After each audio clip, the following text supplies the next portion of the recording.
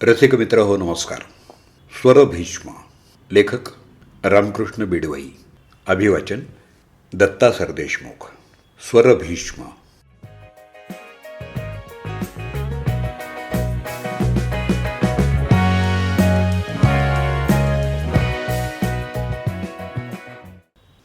सरस्वती भुवनच्या प्रांगणात एक साजरा भव्य शामियाना लागला होता. मी आणि माझा मित्र सुनील चिपाटे संध्याकाळच्या रपेटीला उन्हं उतरल्यावर बाहेर पडलो होतो. एक प्रदीर्घ आलाप कानी पडला. आवाज अत्यंत पहाडी, खडा आणि तितकाच मधुर. पाठोपाठ नोटीस पाठवावी तसे शब्द कानावर पडले. इतुकेच मला जाताना सरणावर कळले होते. इतुकेच मला जाताना सरणावर कळले होते.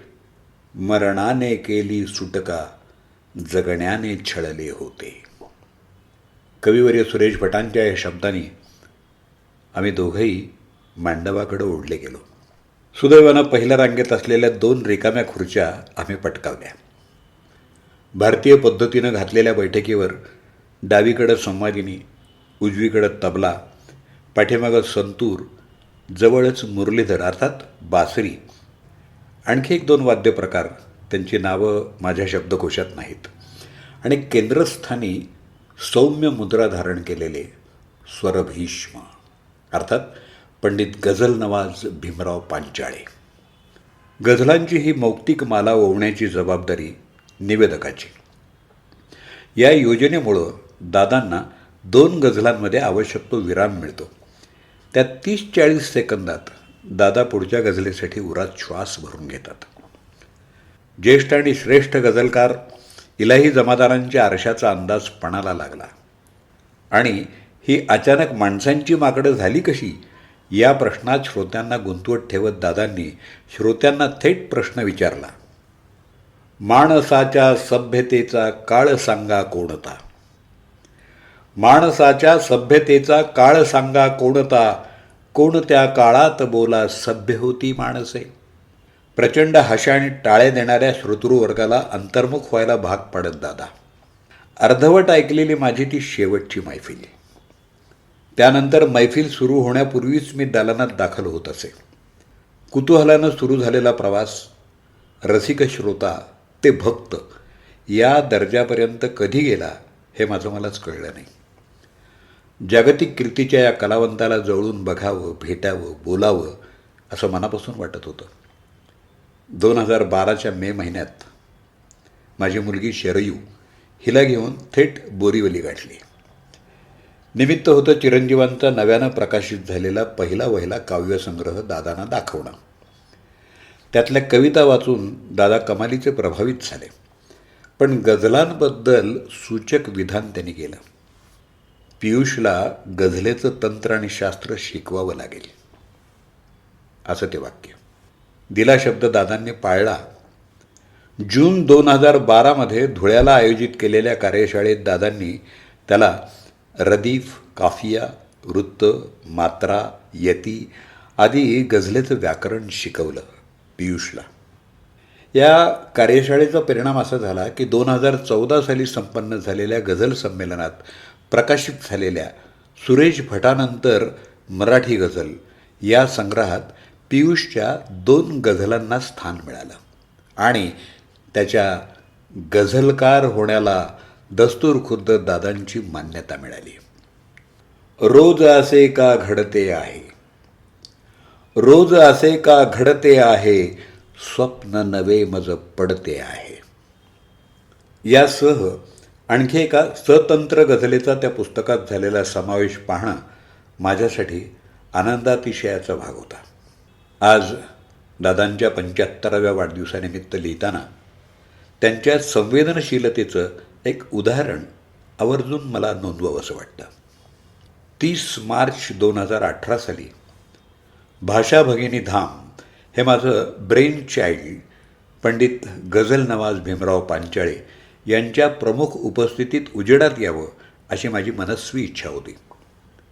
तेव्हा भावनेच्या भरात मी जास्त खर्च करू नये म्हणून सतत ते माझ्या सौला आणि प्रशांत देसाई यांना फोन करून सूचना देत होते. तरीही दादांच्या सूचनांना दाद न देता त्यांच्या 67व्या वाढदिवसाचं औचित्य साधून सप्तषष्ठी नावाची स्मरणिका आम्ही प्रकाशित केलीच. खळखळ मंजुळ ओतिल्या तुम्ही सूर घागरी दादा, खळखळ मंजुळ ओतिल्या तुम्ही सूर घागरी दादा, माझाही घ्या थेंब एक हा गझल सागरी दादा. पियुष सह अनेकांनी दादांबद्दल भरून आणि भरभरून यात लिहिलंय. एरवी जरासे मिश्किल हसतमुख दादा कमालीचे हळवे आहेत. 2018 साली आमच्या गझल वर्तुळातला लक्ष्मण जेवणे छोट्याशा आजाराचं निमित्त होऊन 4 गझला 4 खांदे फार आहे, 4 गझला 4 खांदे फार आहे, हेच माझ्या जीवनाचे सार आहे असं म्हणत गझल विश्वात एक भली मोठी पोकळी निर्माण करून निघून गेला. तेव्हा दादांनी दिवस रात्र एक करून त्याचं कुटुंब उघड्यावर येणार नाही याची काळजी घेतली. मित्रहो, आम्ही सगळेच दादांबद्दल लिहिताना स्वतःला हरवून बसतो. घटना यथाक्रम येत आहेत की नाही, लिहिण्याचा तोल ताल फ्लो जपला जातोय की नाही याच्याकडे आमचं लक्षच राहत नाही. आम्ही म्हणजे मी, विद्यानंद, प्रफुल्ल, किशोर, आबेद आणि नितीन द्वई, दादांचा वरदहस्त लाभलेल्या सूर सैनिकांची फौज आहे फौज. ही सगळीच मंडळी लिहिणारी वाचणारी मंडळी आहेत. खरं म्हणजे दादांच्या आवाजाचा स्पर्श झालेल्या यांच्या एकेका रचनेचा आस्वाद रसिक श्रोत्यांना द्यावा असं मनोमन वाटतं, पण विस्तार भयापोटी मी माझ्या मनाला आवर घालतो. दादांना मनसोक्त ऐकण्याची इच्छा फेब्रुवारीच्या अखेरीला पूर्ण झाली.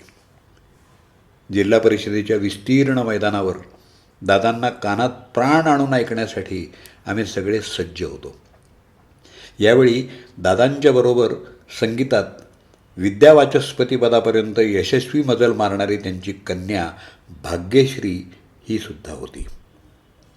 मज नको हे गगन ही धरा, मज नको हे गगन ही धरा, दे मनाचा रिता कोपरा. या गझलेला मिळालेल्या वन्समोरचा आदर करत एक शेर पुन्हा म्हणत दादांनी माईक भाग्यश्रीच्या हातात दिला. जात्याच गोड आवाज, त्यात साधनेनं संस्कारित झालेल्या भाग्यश्रीच्या पहिल्या आलापानं श्रोत्यांच्या मनाचा ठाव घेतला. तिनं खावरांची रौशनीचे कायदे पाळायचे अप्रतिम सादर केली. विधात्यानं पोरीच्या कंठात मध शिगोशिग अंथरलाय. रंगत चाललेल्या त्या मैफलीत बापलेकीची जुगलबंदी कानामानात साठवून घेण्यासाठी माननीय जिल्हाधिकारी श्रीयुत दिलीप स्वामी, माजी विभागीय आयुक्त डॉक्टर पुरुषोत्तम भापकर आणि DRDचे प्रकल्प संचालक श्रीयुत अशोक सिरसे सपत्नीक बसले होते. 30 मार्च 2026ला या स्वरसाक्षात्काराची साक्षेपी 75 मुकम्मल होते. त्यानिमित्तानं दादांकडे एकच मागणं मागतो. तुम्ही गायला आरंभ दीर्घ प्रदीर्घ आलापना करता तेव्हा आम्हा सगळ्यांचे प्राण तुमच्या वृत्तमुठींमध्ये कैद होतात.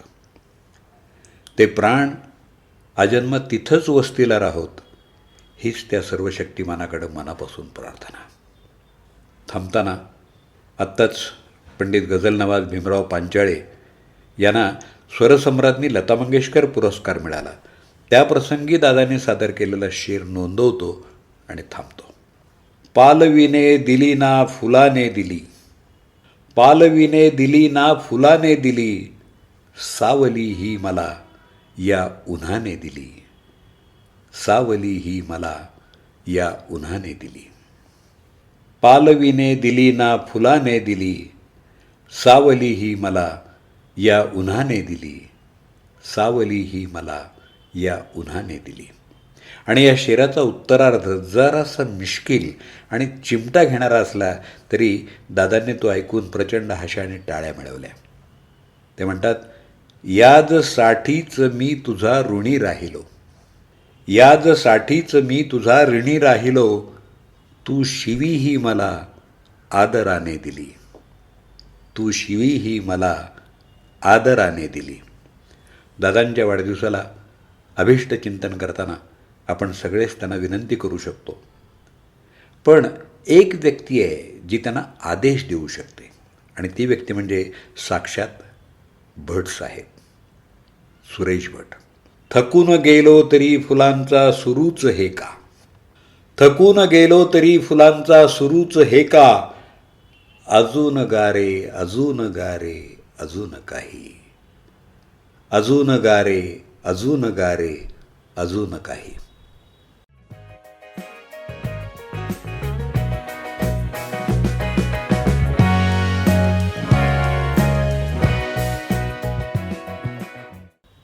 पंडित गझल नवाज भीमराव पांचाळे यांच्या 75व्या वाढदिवसाच्या निमित्तानं लिहिलेल्या स्वरभीष्म या लेखाचं अभिवाचन आत्ताच आपण ऐकलं.